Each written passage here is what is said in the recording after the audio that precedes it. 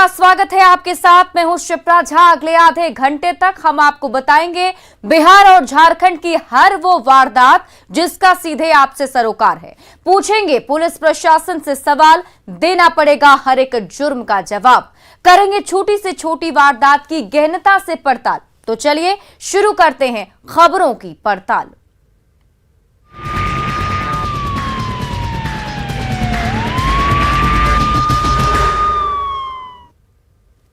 पंचायत चुनाव में अभी 2 महीने बाकी हैं, लेकिन अभी से ही फिजा में कारतूस की गंध आने लगी है। सियासी बिसात में बंदूकें गरज रही है। खौफ कायम कर उम्मीदवार को मजबूती दी जा रही है। देखिए नवादा से आई ये रिपोर्ट। नवादा में बदमाश बेलगाम, मुखिया पति पर जानलेवा हमला, रिश्तेदार के सीने में भी दागी गोली। नवादा में अपराधी इस कदर बेलगाम हो गए हैं कि राह चलते लोगों को अपनी गोली का शिकार बना रहे हैं। गांव से लेकर शहर तक कोहराम मचा रहे हैं। पुलिस की चुस्ती और गश्ती को मुंह चिढ़ा रहे हैं। जिले में बदमाशों का हौसला इस कदर बुलंद है कि अब लोग अपने घरों में भी सुरक्षित नहीं। इससे आप अंदाजा लगा सकते हैं कि अपराधियों का खौफ किस कदर कायम है। इस बात की गवाही अस्पताल में स्ट्रेचर पर लेटे ये दोनों शख्स दे रहे हैं, जिन्हें अपराधियों ने अपनी गोली का निशाना बनाया है।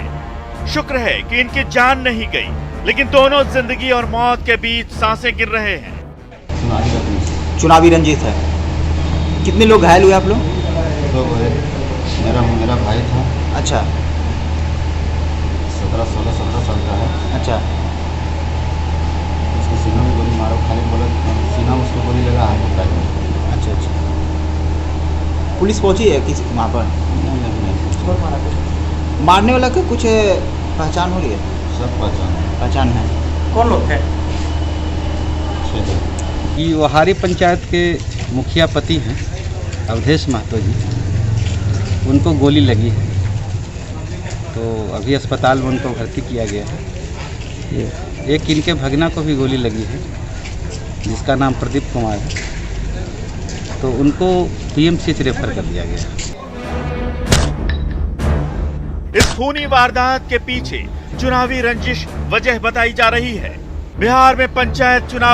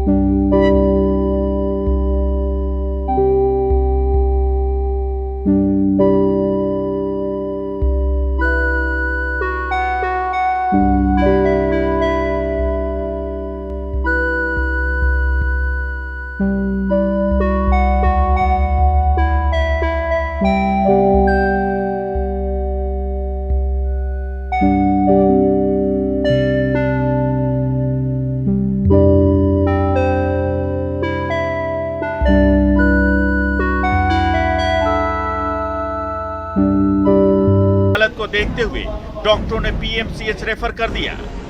इनका कहना है कि चुनावी रंजिश, चुनाव चूंकि पंचायत चुनाव होने वाला है, उसी वजह से कुछ लोगों ने इन्हें गोली मारी है। तो नाम का खुलासा इन्होंने नहीं किया है, इनका फर्द बयान हो रहा है। जैसे ही फर्द बयान होगा तो कुछ नाम स्पष्ट होगा। कहाँ पे घटना हुई है? घटना इनके घर के पास ही हुई।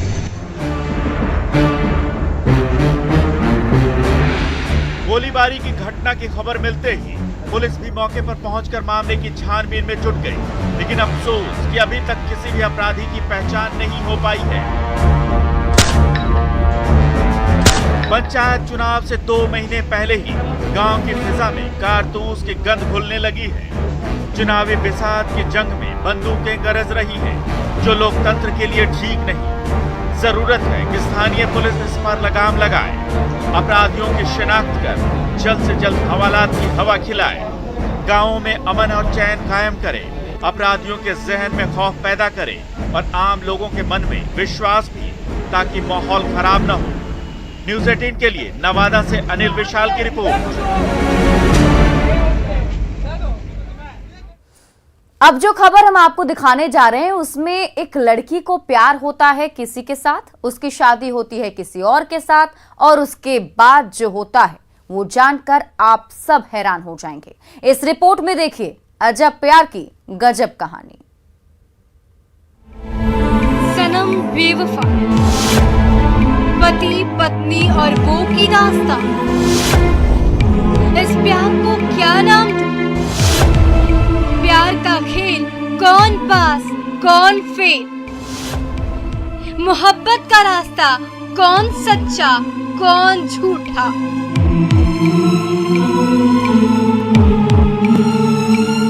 कहते हैं फिल्म समाज का आईना होता है। हमारे आसपास जो भी घटना घटती है उसी से मिलती जुलती फिल्म भी हमें थिएटर में दिख जाती है। यूं तो इस दुनिया ने देखी है मोहब्बत लैला और मजनू की, हीर और रांझा की, रोमियो और जूलियट की, शीरी और फरहाद की, जिनके इश्क की कहानियों को पढ़कर ही आपकी आंखों से आंसू निकल आएंगे, जो प्यार में कभी एक तो नहीं हुए, मगर ये वो नाम है जो इश्क और जुनून में मर मिटने वाली रूमानियत के फरिश्तों की तरह हमेशा याद किए जाएंगे।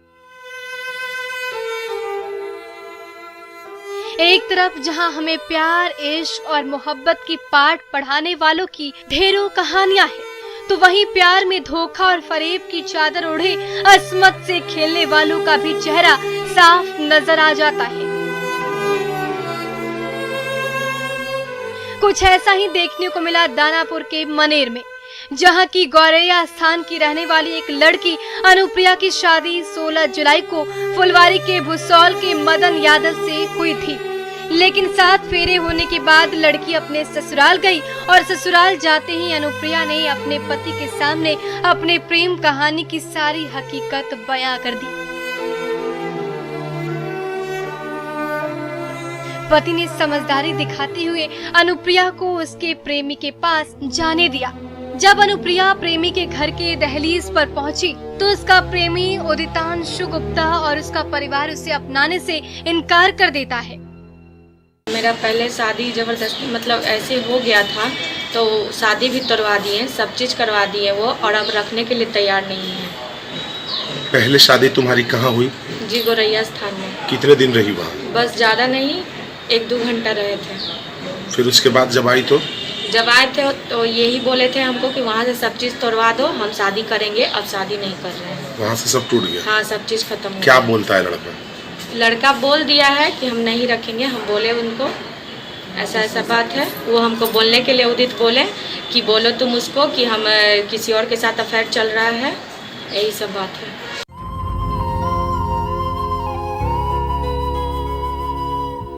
इस प्रेम कहानी में जब शादी के बाद दुल्हन अनुप्रिया अपने मायके आती है और अपने प्रेमी के दरवाजे पर शादी के जोड़े में खड़ी होती है, जिसे देखकर प्रेमी और उसका परिवार भी अचंभित हो जाता है। फिर अनुप्रिया को समझा बुझाकर उसे उसके घर भेज दिया जाता है। इस मामले में ग्रामीणों की पंचायत भी लगती है, जिसमें प्रेमी उदितांशु गुप्ता और उसके परिवार वाले भी शामिल होते हैं और दुल्हन अनुप्रिया को रखने को तैयार हो जाते हैं। बाद में मुकर जाते हैं, जिसके बाद अनुप्रिया ने फुलवारी शरीफ थाने में अपने ऊपर हुए दुष्कर्म की शिकायत कर दी। पुलिस फौरन हरकत में आकर प्रेमी उदितांशु गुप्ता को गिरफ्तार कर जेल भेज देती है। अब ये चाहती है कि हम जब उसके चलते हम सारा परिवार, सारा रिलेशन छोड़ दिए, इज्जत गंवा दिए, तो हम उसी के साथ रहेंगे, उसके अलावा हम कहीं नहीं रहेंगे। वहीं पीड़िता की मां ने बताया कि बेटी अनुप्रिया ने उदितांशु गुप्ता के कहने पर शादी का रिश्ता तोड़ दिया था। अब वो इनकार कर रहा है। ऐसे में कानून के साथ साथ समाज का भी दबाव है, लेकिन उदितांशु गुप्ता और उसके परिवार वाले शादी से मुकर रहे हैं और हमारी बेटी उसी के साथ जिंदगी बिताना चाहती है।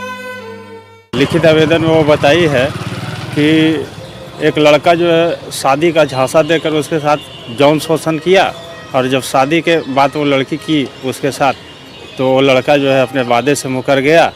यहाँ तक कि उसकी शादी जो है हो चुकी थी, उस शादी तोड़वाने की बात भी कर रहे हैं। लड़का गिरफ्तार करके जेल भेजा गया। हाँ।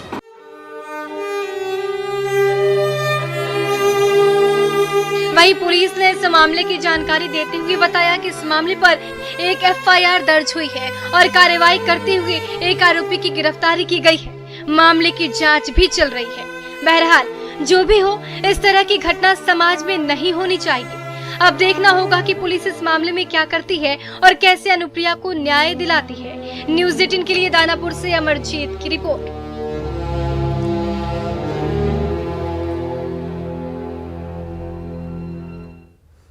कोयलांचल धनबाद में पुलिस प्रशासन का इकबाल खत्म होता दिख रहा है, तभी तो वहां आए दिन गोलीबारी और हत्या का दौर रुकने का नाम नहीं ले रहा है। इस बार फिर बेखौफ बदमाशों ने अपनी मौजूदगी को दिखाया है। क्या है पूरा मामला, इस रिपोर्ट पे देखिए। कोयलांचल में धाए धाए, दिन दहाड़े खूनी वारदात, नीरज तिवारी की गोली मारकर हत्या। पूरा इलाका सन्न है, हर तरफ खौफ का मंजर है। सड़कें लोगों से भर गई, चारों तरफ एक अजीब सी सनसनी है। हर तरफ खून के छींटे बिखरे हैं। ऐसा मालूम हो रहा है कि हर कोई अपने अपने घरों में दुबका है, क्योंकि मौत के एक खूनी खेल ने लोगों को दहशत में डाल दिया। झारखंड में लगातार हो रही बेमौसम बारिश से लोगों का जीवन ऐसे ही अस्त व्यस्त है, लेकिन इसी दौरान अपराधियों के आतंक से पूरा इलाका कांप गया है। अपराधियों के ताबड़तोड़ फायरिंग, एक शख्स की सरेआम हत्या ने लोगों को हिला के रख दिया है। एक बार फिर धनबाद में आपराधिक घटनाएं कम होने का नाम नहीं ले रही। कतरास में राजस्थानी धर्मशाला के पास बाइक सवार 2 अपराधियों ने ताबड़तोड़ फायरिंग कर नीरज तिवारी की हत्या कर दी, जबकि गोली लगने से गैंगस्टर अमन सिंह गिरोह के 2 सदस्य रौनक गुप्ता और रोहित गुप्ता घायल हो गए। मौके पर पहुंची पुलिस ने 6 खोखा बरामद किया, वहीं एक कार भी जब्त की गई। बड़ा वाला लड़का जो दौड़ के घर से निकला तब हम लोग एक्टिव हुए। अच्छा। हम उसके बाद 9:30 बजे के आसपास कतरास थाना गए कि क्या मैटर है जाने का। जो है तो बाद में 10 बजे के आसपास उससे फोन हुआ, तब बोलता है कि छोटू नहीं रहा। हम लोग वहाँ बैठे, हम लोग बस स्टैंड पर पहले ड्रिंक्स किए, उसके बाद वहाँ पर चाय दुकान में बैठे, हम लोग सिगरेट लिए, पानी लिए। उतने दिन में वो बाइक से 2 लड़का आया, बोला रे नीरज, अब गोली मारने लगा। उसी में हम दौड़ गए, उसमें हमको नहीं लगा, उन लोगों को क्या हुआ पता नहीं। आपको बता दें कि नीरज तिवारी और रौनक गुप्ता दोनों अमन सिंह गिरोह के सदस्य रहे हैं। रौनक 2 दिन पहले ही धनबाद जेल से छूट कर आया था और राजस्थानी धर्मशाला के पास चाय पीने के दौरान सब्जी पट्टी की ओर से आए 2 अपराधियों ने उन पर फायरिंग कर दी। पुलिस हत्यारों की तलाश में जुटी है, लेकिन अब तक उनका कोई सुराग नहीं मिल पाया है। वजह अभी हम लोग जांच कर रहे हैं, पता चल जाएगा। कुछ फायरिंग वगैरह आपसी रंजिश की बात तो अभी नहीं लग रही है। इन लोगों में आपसी रंजिश की बात नहीं लग रही है, क्योंकि ये लोग दोस्त ही थे। जांच कर रहे हैं हम लोग, आगे पता चलेगा। कितने राउंड फायरिंग के बात सामने है? अभी तक हम 6 खोखा। मैडम बताया जा रहा है किसी रौनक गुप्ता का नाम आ रहा है कि उसके द्वारा बार-बार फोन किया गया था। इंजर्ड है यहाँ पे, तो अमन सिंह का नाम आ रहा है मैम इसमें। अभी मैं किसी बात की पुष्टि नहीं कर। वहीं हत्या के पीछे अवैध कोयला कारोबार की बात भी सामने आ रही है और बताया जा रहा है कि रौनक गुप्ता और अपराधी मन सिंह के साथ अभी भी है संपर्क में और मृतक नीरज तिवारी पुलिस के लिए मुखबिरी भी करता है। ये सब अब जांच के बाद ही साफ हो पाएगा। बहरहाल लाख कोशिशों के बावजूद पुलिस अपराधियों पर नकेल कसने में विफल साबित हो रही है। वहीं लगातार हो रही आपराधिक घटनाओं से लोगों में पुलिस के प्रति असंतोष भी बढ़ गया है। ऐसे में जरूरत है कि पुलिस जल्द से जल्द धीरज तिवारी के हत्यारों को सलाखों के पीछे पहुंचाए, ताकि अपराधियों के मन में पुलिस का खौफ कायम हो और आम जनता चैन की नींद सो सके। न्यूज़ 18 के लिए धनबाद से संजय गुप्ता की रिपोर्ट। दिल्ली पुलिस ने कार्रवाई करते हुए अवैध हथियार तस्करी के आरोप में रामकिशन उर्फ मास्टर को गिरफ्तार किया है, जो बिहार के भोजपुर का रहने वाला है। गिरफ्तार मास्टर के पास से टीम ने 5 अवैध और आधुनिक पिस्टल जब्त किया है, साथ ही 200 कारतूस भी बरामद किया गया। इससे पहले भी मास्टर नक्सलियों को हथियार मुहैया कराने के आरोप में गिरफ्तार हो चुका है। फिलहाल स्पेशल सेल की टीम पूछताछ कर रही है।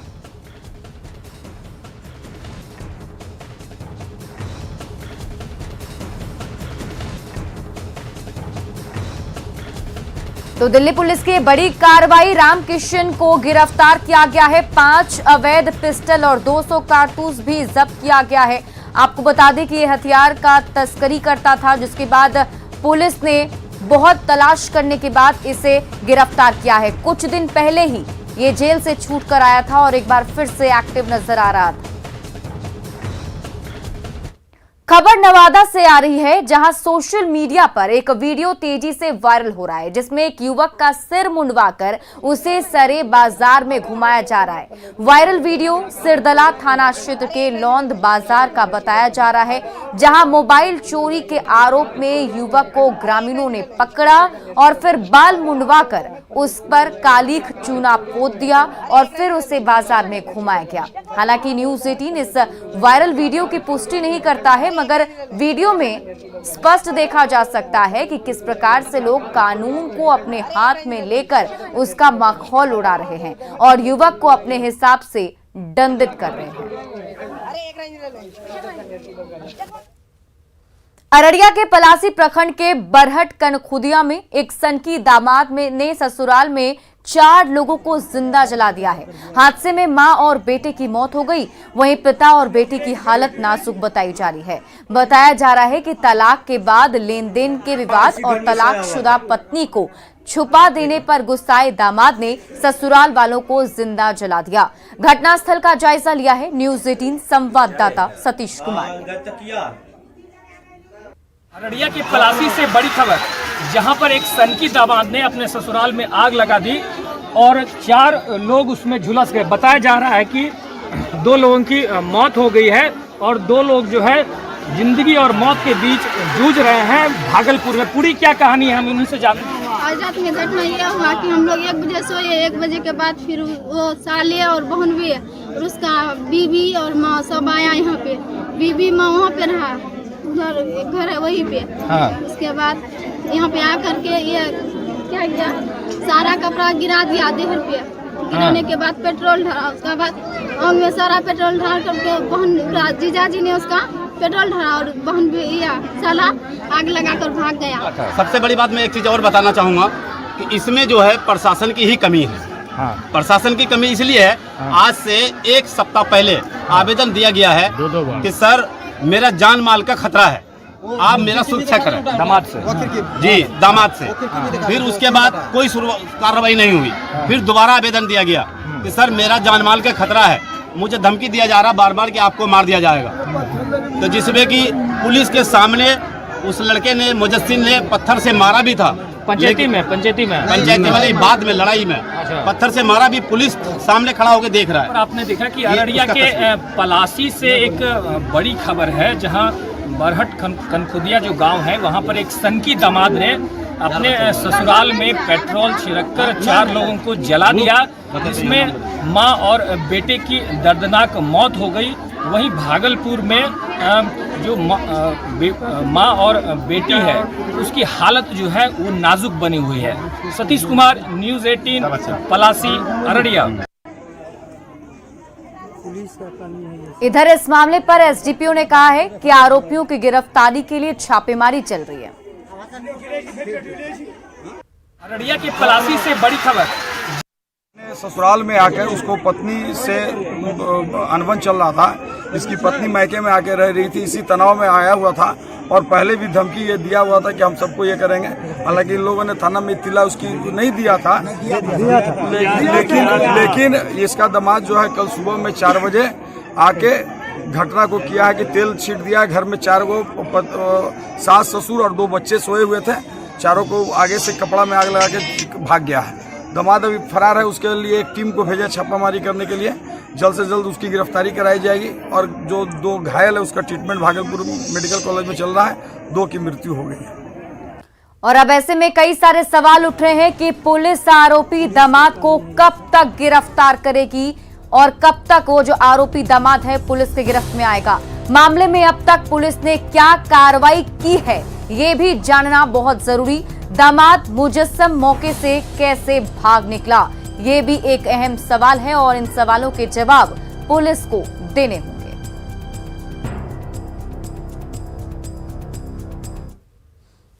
खबर पूर्णिया से है, जहां कृत्यानंद नगर थाना के प्रसिद्ध माता स्थान मंदिर में गुरुवार की रात चोरी हो गई। सूचना मिलते ही कृत्यानंद नगर थाना के पुलिस और मंदिर के मुख्य पुजारी अयोध्या प्रसाद परिहार भी मौके पर पहुंचे।